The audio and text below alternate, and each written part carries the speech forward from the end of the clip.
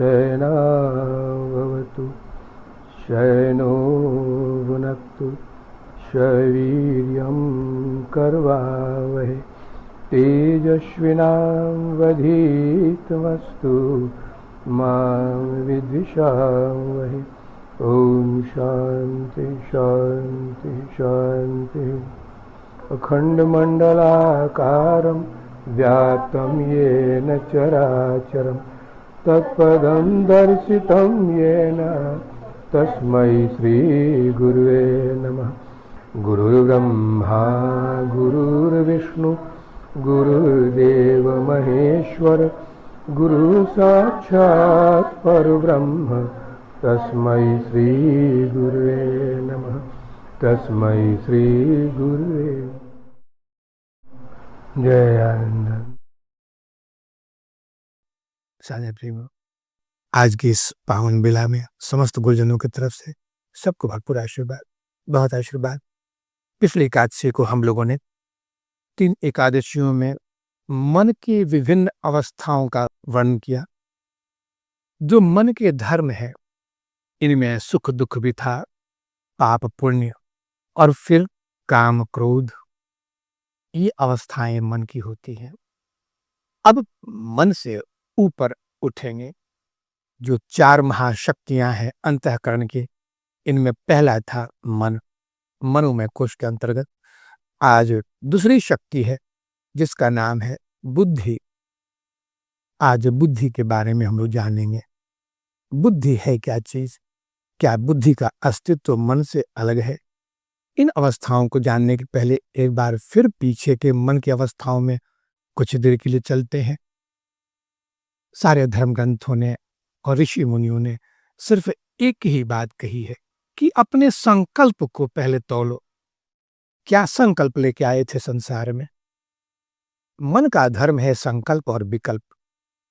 तो संकल्प अगर संसार के सुख भोग करने का था, संसार के विषय भोग का था, तो मन को शक्तिशाली बना लो। जब तक मन शक्तिशाली नहीं होगा, संसार के सुख भोग नहीं भोग सकते। लेकिन अगर संकल्प ईश्वर की प्राप्ति है, अगर अपने स्वरूप की प्राप्ति है, उस आनंद में सागर में गोते लगाने का अगर लक्ष्य है, तो मन को तनु मानसा बना दो। तनु मानसा का मतलब होता है, तनु कहते हैं दुबला पतला। मन को इतना दुबला बना दो कि मन की हरकत रुक जाए, मन की जो गतिविधियां हैं, चंचलता है, ये रुक जाए। तब बिना मन की चंचलता को रोके ईश्वर की प्राप्ति नहीं हो सकती।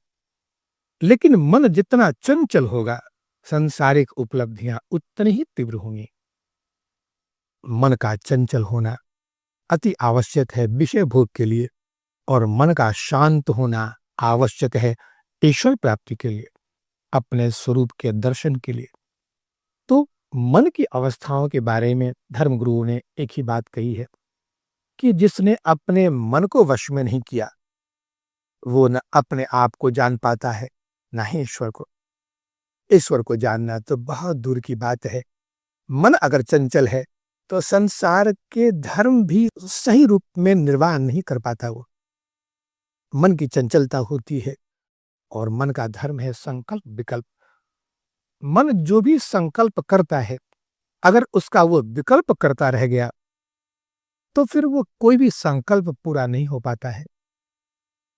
तो साझा बीवियों, मन की ये जो धर्म है संकल्प और विकल्प, जिस दिन मन का जो संकल्प है ये विकल्प करना छोड़ दे, मन यानी इच्छा किया कि अमुक वस्तु चाहिए, तो उस पर टिका रहे, विकल्प न करे, तब उसका नाम होता है संकल्पवान व्यक्ति। और ऐसा व्यक्ति संसार में संकल्प करता है और हर इच्छा की पूर्ति करता है। लेकिन जो अपने संकल्पों का विकल्प कर देता है, तब उसकी मानसिक स्थिति बहुत दुर्बल हो जाती है। मन जब संकल्प को करके विकल्प नहीं करे, तब संकल्पवान बनता है, और संकल्पवान व्यक्ति का ही मन का दूसरा नाम है बुद्धि।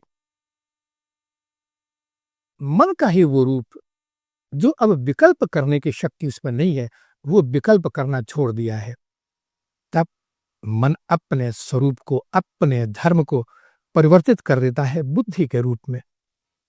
और आज उसी बुद्धि की हम चर्चा करेंगे। आज उसी बुद्धि को जाने। बुद्धि बहुत आवश्यक है साधा प्रेमियों। हम गृहस्थी में हैं, संसार में हैं, और संसार को प्राप्त करने के लिए बुद्धि की अत्यंत आवश्यकता है।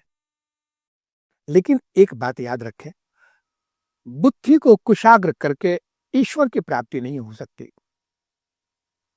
क्योंकि बुद्धि जब कुशाग्र होती है, जब बुद्धि बलवान होती है, तो तर्क बुद्धि बढ़ती है। चीजों के होने नहीं होने का कई चीजें मन में उठती हैं कि कैसे मान ले कि ईश्वर है, ईश्वर का स्वरूप वही है, ये हम कैसे मान लें। और फिर ईश्वर राम रूप ही है, कृष्ण रूप ही है, मां का रूप ही है। इसको तर्क के कसौटी पर कसता है वो व्यक्ति जो बुद्धि को मानकर चलता है ईश्वर प्राप्ति में। बुद्धि की एकाग्रता ज्ञान मार्ग में कुछ हद तक संभव होती है। जहां उसको ज्ञान का सहारा लेना पड़ता है तो तर्क चलता है इसमें, और नीति नीति। लेकिन ईश्वर भक्ति में बुद्धि को बहुत पीछे छोड़ देना पड़ता है। तो आइए आज बुद्धि के बारे में जानें कि बुद्धिमान पुरुष किसको कहते हैं, और बुद्धिमान बनने के लिए हमें क्या करना होगा। मन की आंख का नाम है बुद्धि। आपको पता होना चाहिए कि मन अंधा होता है, मन की आंखें नहीं है, और इसलिए मन संसार में सिर्फ ठोकरे खाता है, क्योंकि वो देख नहीं सकता। मन की आंखें बुद्धि है, और जब ठोकर खाता है मन, तो उसको एक ऐसे जीवन साथी की तलाश होती है जो उसे अच्छे और बुरे की पहचान कराए, उसे बताए कि कौन सा कर्म है, कौन सा अकर्म है, कौन सा विकर्म है, क्या पाप है, क्या पुण्य है, इसका ज्ञान कराए। तब उसे बुद्धि की आवश्यकता पड़ती है, और ये बुद्धि सहधर्मिणी कही गई है मन की। तब इसको इस रूप में भी आप ले सकते हैं, जैसे मैंने बताया कि मन विकल्प करना अगर छोड़ दे तो मन स्वयं ही अपने अर्धांगिनी बनकर बुद्धि के नाम से जाना जाता है। तब मन की ही संज्ञा होती है बुद्धि, और बुद्धि अगर कुशाग्र हो गई तो जीव का कल्याण होता है। लेकिन बुद्धि अगर कुंठित हो गई तो मन उस पर हावी हो जाता है, और तब मन की सत्ता ऊपर नहीं उठ पाती है। इसलिए साधा प्रेमियों, बुद्धिमान पुरुष वो है जो कभी अपने संकल्पों का विकल्प नहीं करे। मन का धर्म है संकल्प करना, इच्छा करना कि हमें अमुक वस्तु चाहिए, और अमुक वस्तु चाहिए ये संकल्प करके अपने पुरुषार्थ का सहारा ले। पुरुषार्थ का सहारा लेना चाहिए उसको। अगर सब पुरुषार्थ में उसके ताकत है, पुरुषार्थ में बल है, तो कभी विकल्प नहीं होगा। लेकिन जब विकल्प हो जाता है तो बुद्धि कमजोर पड़ जाती है। फिर बुद्धि की जो अपनी शक्ति है वो क्षीण हो जाती है, असहाय हो जाती है बुद्धि। अब कितने लोग ऐसे हैं जिनको अपनी बुद्धि पर भरोसा नहीं होता साधा पे। कितने भी बड़े हो जाए, चाहे युवावस्था आ गई या प्रौढ़ावस्था आ गई, वृद्धावस्था आ गई, उनको अपनी बुद्धि पर विश्वास नहीं होता है। घर में ताला लगा कर निकलते हैं, कुछ दूर चलने के बाद में बड़े उलझन में पड़ जाते हैं कि ताला लगाए कि नहीं लगाए, और फिर भाग के आते हैं, ताला को देखते हैं, कहते हैं कि नहीं ताला तो लगा था। फिर जाते हैं, फिर दूसरे दिन वही होता है। ऐसा व्यक्ति बस बार बार संसार में ताला को दिखता रह जाता है, चाबियों को खोजता रह जाता है। अब ऐसी स्थिति भी आती है कि हम कहीं सामान रखे और बुद्धि से वो चीज निकल गई कि कहाँ रखा था। इसका कारण समझ लें, ऐसा क्यों होता है। अब आपने चाबी हो या कोई भी चीज हो, आपने उसको एक जगह रखा, रखने के बाद में आपके मन ने उसका विकल्प कर दिया। अब विकल्प करते ही बुद्धि की जो शक्ति है वो क्षीण हो गई और बुद्धि से वो स्मृति सामान के रखने की हट जाती है। अब जब स्मृति हट गई तो स्मृति का हमेशा हट जाना माने अब आप कितना भी कोशिश करेंगे कि याद आ जाए कि चीज कहाँ रखी है, नहीं कर पाएंगे, क्योंकि विकल्प कर दिया है मन ने। सामान को रखा, मन ने विकल्प कर दिया, बुद्धि की शक्ति क्षीण हो गई और स्मृति से निकल गई वो बात। तो सारे फसादों की जड़ में एक ही बात समझ में आती है कि अगर आप संकल्प करते हैं तो उसका विकल्प न करें। अगर उसका संबंध आपके पुरुषार्थ से है तो विकल्प नहीं करें। विकल्प करते ही आप अपनी ही बुद्धि की शक्ति को क्षीण कर देते हैं और फिर वो कोई निर्णय नहीं ले पाती है, क्योंकि उसकी स्मरण शक्ति, उसकी जो मेधा शक्ति है वो क्षीण हो जाती है। अब ये दो अवस्थाओं में होता है। कहते हैं कि बाल्यावस्था और वृद्धावस्था में फर्क सिर्फ इतना ही है कि एक छोटे बच्चे का, एक शिशु का न अभी मन विकसित हुआ है न ही बुद्धि। उसकी दोनों ही चीजें अविकसित अवस्था में है, इसलिए वो आनंद में है, वो अति आनंद में है। उसको न संकल्प करने की अभी कला मालूम है, और जब संकल्प नहीं करता तो विकल्प भी कैसे करेगा, तब वो अति प्रसन्न है। लेकिन वृद्धा अवस्था नाम है, एक बाल्या अवस्था में कोई कष्ट नहीं है क्योंकि विकल्प नहीं है, और वृद्धा अवस्था उसका नाम है जो सिर्फ विकल्प करते करते जीवन के हर घटना को बोझ के रूप में अपने जीवन पर लादता चला जाता है। हर घटना बोझ बनती चली जाती है उसके जीवन पर, स्मृति खत्म होती चली जाती है, तब वो खुद के लिए बोझ बन जाता है।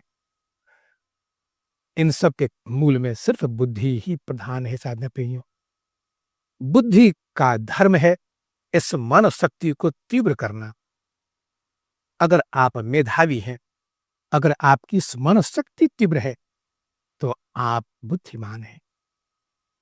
लेकिन अगर आपकी स्मरण शक्ति क्षीण हो चुकी है, और क्षीण होती है तनाव से, क्रोध से, संसारिक विकारों का जितना भंडार बढ़ेगा उतना बुद्धि की शक्ति क्षीण होती चली जाती है। तब स्मरण शक्ति क्षीण होती चली जाती है, स्मृतियां खत्म होती चली जाती हैं, कुछ भी याद नहीं रहता। अभी 10 मिनट पहले क्या बोला था, बोलते समय मन था, बोलने के बाद मन विकल्प कर दिया उसका, विकल्प करते ही बुद्धि की स्मरण शक्ति क्षीण हो गई, और बुद्धि के स्मरण शक्ति से वो चीज निकल गई, फिर उसको कभी याद नहीं होगा, कभी स्मरण नहीं कर पाएगा, तो बुढ़ापा बोझ बन जाता है। प्रसाद प्रेमी, इन सब के पीछे एक संभावना को जरा चिंतन करें कि शरीर तो वृद्ध हो चुका है, लेकिन इंद्रियां अगर अभी जवान है, अगर उस व्यक्ति की मन जवान है, मन अभी उसी अपने बाल्यावस्था में या युवावस्था में अगर है, तो ये जीवन की सबसे बड़ी हार होती है। क्योंकि मन की शक्ति जब प्रबल होती है उम्र के साथ में, तो बुद्धि की शक्ति घटती चली जाती है, तब सिर्फ कष्ट ही कष्ट होता है। बुद्धि को कुशाग्र करें। बुद्धि, जैसे मैंने बताया कि संकल्पवान बने। जो संकल्प किया है, संकल्प करने के पहले 10 बार सोचे कि किस चीज का संकल्प करने जा रहे हैं हम। क्या संसार में विषय भोग की प्राप्ति, तो सोचें इसको, और अगर ईश्वर की प्राप्ति, तो सोचने की आवश्यकता नहीं है, क्योंकि ये आपका धर्म है। और इसलिए जब योगी लक्ष्य करता है, संकल्प करता है ईश्वर प्राप्ति की, ज्ञान की प्राप्ति की, तब प्रकृति भी उसके बुद्धि को कुशाग्र कर देती है, उसकी स्मरण शक्ति बहुत तीव्र आगे बढ़ती है, और इतनी तीव्र होती है कि वो अपने पूर्व जन्म के संस्कारों से, पूर्व जन्म के शरीरों से संबंध स्थापित करता है। ये बुद्धि के लक्षण है। अब बुद्धि का दूसरा रूप भी जान ले। बुद्धि, जिसको हम लोग कहते हैं बुद्धिमान पुरुष, ये बुद्धि का कुशाग्र होना यानी उसकी तर्क शक्ति का कुशाग्र होना होता है। यानी वो हर चीज को स्वीकार नहीं कर सकता, हर चीज को सत्य और असत की कसौटी पर कसता है। वो विश्वास की कमी होती है। वो कभी स्वीकार नहीं कर सकता कि भगवान का सगुण साकार रूप है या निर्गुण निराकार रूप है, क्योंकि वो कसौटी पर कसता है इस चीज को। इसलिए भाव प्रधान टिक नहीं पाता। वो भक्ति मार्ग में साधा प्रेमी बुद्धि को स्पष्ट रूप से वर्जित किया गया है और साफ कहा गया है कि बुद्धि का दरवाजा खुलते ही ईश्वर अपना दरवाजा बंद कर देता है। बुद्धिमान पुरुष का ईश्वर के दरबार में कोई स्थान नहीं है, क्योंकि ईश्वर का अस्तित्व एक बार तो श्रद्धा की कसौटी पर कसकर उसको स्वीकार कर लेना पड़ेगा। उसको बुद्धि से न तोले ईश्वर को। अगर बुद्धि से तोलता है तो श्रद्धा कभी टिक नहीं पाएगी। हाँ, जिस दिन ईश्वर की सत्ता को मानकर चला और ईश्वर के उस रूप का उसको अनुभव हो गया मानने के बाद, तो बुद्धि स्वयं स्वीकार कर लेती है कि हाँ, यही स्वरूप है परमात्मा का, यही हमारा स्वरूप है। लेकिन इसके पहले बुद्धि नहीं।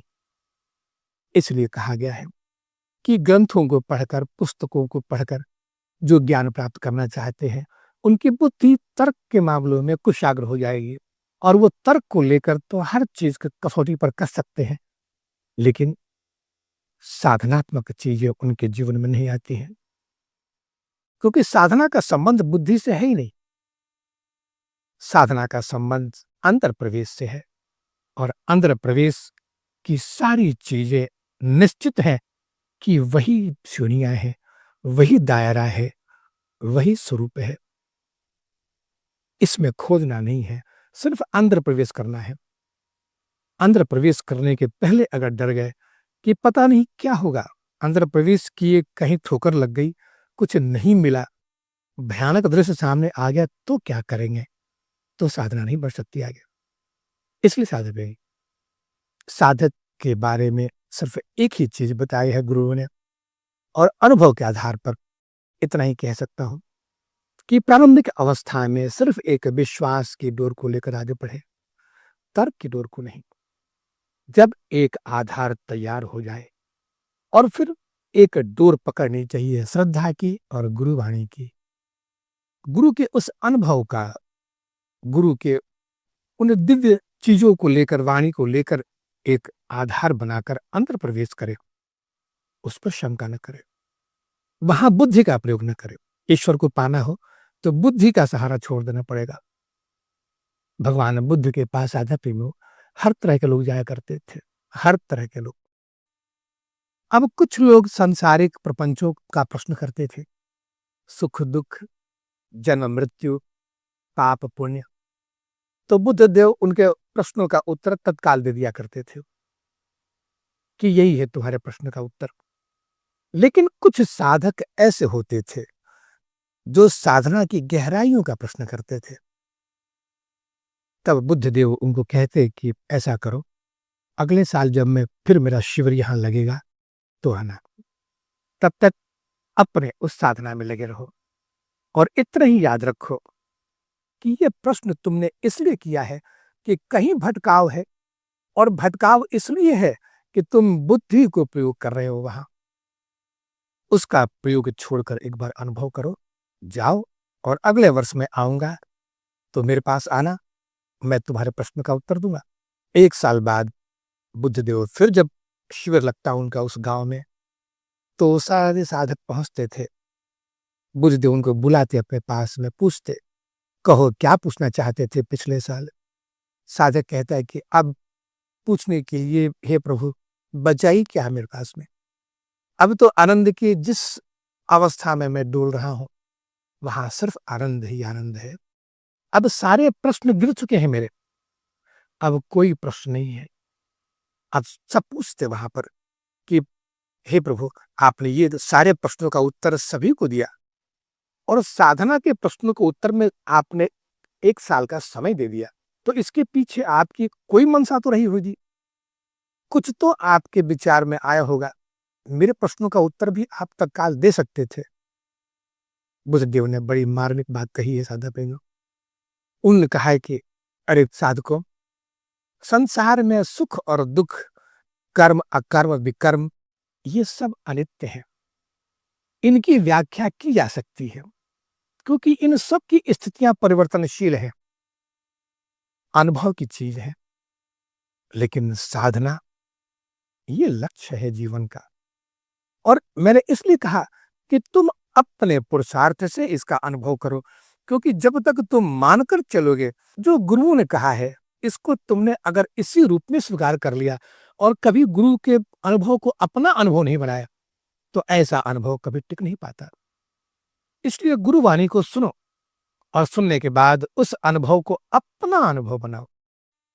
तो मैं चाहता था कि तुम अपनी कुशाग्र बुद्धि के माध्यम से इस प्रश्न का उत्तर स्वयं ढूंढो। जब तुम्हारी बुद्धि उस प्रश्न का उत्तर ढूंढेगी तो ये तुम्हारा अपना अनुभव होगा, ये तुम्हारी अपनी संपत्ति बन जाएगी, ये ज्ञान तुम्हारा अपना होगा। अगर कोई प्रश्न कोई शिष्य किसी गुरु से करता है, साधक प्रेमियों इसको ध्यान से सुने, अगर कोई भी शिष्य किसी प्रश्न को गुरु से करता है और गुरु उस प्रश्न के उत्तर में सांसारिक दृष्टांतों का सहारा लेता है, पारिवारिक परिस्थितियों का सहारा लेकर अगर उस प्रश्न का उत्तर शिष्य को देता है, तो वो उत्तर पूर्ण रूप से सत्य कभी नहीं हो सकता, क्योंकि उसके उत्तर में गुरु का अपना शास्त्र ज्ञान भी होता है और फिर कुछ प्रपंच होते हैं अहंकार के भी। इसलिए वो उत्तर बिल्कुल स्पष्ट सही नहीं हो सकता, उसमें कुछ चीजें संसारिक आएंगी। जिस दिन सारे प्रश्न गिर जाएं, जिस दिन चित्त पे पड़े हुए सारे प्रश्नों का उत्तर स्वयं बुद्धि के इस बुद्धि के माध्यम से जब गुरु करवाते हैं साधक प्रेमियों, तो एक सहारा अवश्य देते हैं, एक अनुमान अवश्य देते हैं उस शिष्य को कि इसी को अनुमान करके चलो। तुम्हारे प्रश्न का उत्तर मैं चाहता हूं कि तुमको स्वयं मिले, तुम हमारे अनुभव पर निर्भर न करो। मेरे अनुभव को, सारे गुरुजनों के अनुभव को अपनी बुद्धि से स्वीकार करो, क्योंकि बुद्धि नाम है स्मृति के उस पुंज का। इसी में संस्कार भी बनते हैं और बनते ही सारे संस्कार चित्त में चले जाते हैं। अगर तुमने मेरे उत्तर से संतुष्ट होकर और अपने प्रश्न के उस सारे चीज को बंद कर दिया तुमने, तो ये तुम्हारा अनुभव नहीं हो सकता। तो साधक प्रेमी, बुद्धि कुशाग्र होनी चाहिए मंथन में। मंथन में भी बुद्धि दो तरह से काम करती है। एक संसारिक जो विज्ञान है, इसको जानने के लिए बुद्धि का सहारा लेना पड़ता है, लेकिन ईश्वर की प्राप्ति में बुद्धि का सहारा वर्जित है, क्योंकि ईश्वर तर्क की वस्तु है ही नहीं, ईश्वर अनुमान की वस्तु है ही नहीं। उसको अनुमान एक कुछ दायरे में अनुमान कराकर गुरुजन सत्य का अनुभव कराते हैं। यही आधार है बुद्धि का, और बुद्धि का प्रयोग इसी रूप में होना चाहिए। मैंने खासकर इसलिए चीजें कही हैं कि कई ग्रंथों की चीजों को पढ़ने के बाद हम उन ग्रंथों के अनुभव को अपना अनुभव मान लेते हैं। ये सही नहीं है, क्योंकि वो टिक नहीं पाएगा कभी, वो कभी टिक नहीं पाएगा। अब संसार में कुछ चीजें बड़ी विलक्षण होती हैं। जब भी हम किसी प्रश्न को लेकर आगे बढ़ते हैं, तो हमारे सामने कई तरह की समस्याएं आती हैं। सबसे बड़ी चीज तो ये है कि हमारे बुद्धि में परिवार ने, हमारे माता पिता, दादा परदादा, या फिर हमारे समाज ने, इस संसार ने, बिरादरी ने ऐसी ऐसी मान्यताओं को पहले ही बुद्धि में भर दिया है कि फिर कोई जगह रिक्त नहीं है उसको अपने बुद्धि का प्रयोग करने के लिए। बेटा यही पाप है, ऐसा करोगे तो पाप है, इस तरह करोगे तो पुण्य है, यही कर्म है, यही अकर्म है, ये विकर्म है, ये स्वर्ग है, ये नरक है। इन सब चीजों से एक ऐसी मान्यता बना दी गई है बचपन से कि हम बाध्य हैं उनको स्वीकार कर लेने का, और हम उसको मिटाना चाहते भी नहीं हैं। बुद्धि की वो अवस्था जो दूसरों के द्वारा तय कर दी गई हो, चाहे हमारे समाज के जो पढ़े लिखे लोग हैं या बुद्धिमान लोग हैं या फिर ब्राह्मण समाज है, इन लोगों ने धर्म के बारे में जो कुछ भी चीजें हमारे मन में उतार दी हैं, यहाँ तक कि भूत प्रेत के बारे में भी ऐसी ऐसी मान्यताएं हमारे बुद्धि में उन्होंने भर दी हैं पहले से ही। उस स्थिति में हम अपने बुद्धि का प्रयोग करना उचित नहीं समझते हैं, और तब क्या होता है कि एक परंपरा जो बन चुकी है कि यही भूत है, यही देवता है, यही संसार में है, पाप और पुण्य है, इसकी सच्चाई को हम कभी जान नहीं पाते हैं। हम कभी जान नहीं पाते साधक प्रेमी। और ये हर साधक का एक दुर्भाग्य होता है, बगैर सच्चाई को जाने हर चीज को स्वीकार कर लेना। जब दूसरों की मान्यताओं से हमारी बुद्धि भर दी गई हो, हमारी बुद्धि पर दूसरों की मान्यताएं हावी हो चुकी हों, तो इसको कहते हैं बुद्धि का समर्पण हो जाना। और बुद्धि के समर्पण को अंधविश्वास कहते हैं। इसको हमेशा जीवन में अनुभव करके देखें। अंधविश्वास वो है जो दूसरों के द्वारा स्थापित विश्वास को आधार बनाकर चलता है। इसको अंधविश्वास कहा गया है। आंख खोलने की कभी इच्छा नहीं होती है। और मैंने बताया कि मन सारी जिंदगी ठोकर खाता है, इसलिए कि कभी आंख खोलकर उसने देखने की इच्छा नहीं की।